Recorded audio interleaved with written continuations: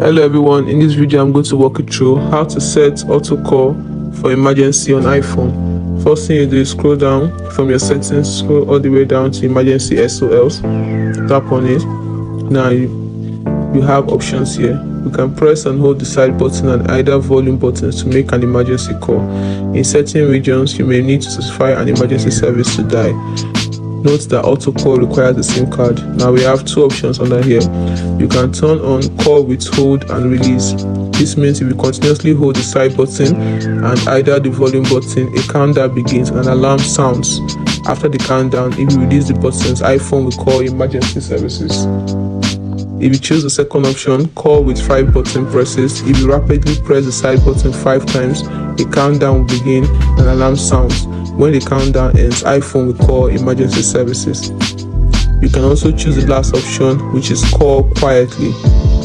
If you choose this option, it means before you can choose that, you must first enable call with hold and release.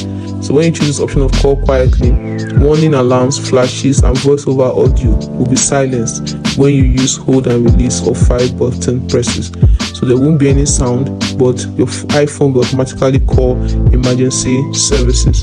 You can set up emergency contacts in health by clicking on this option here.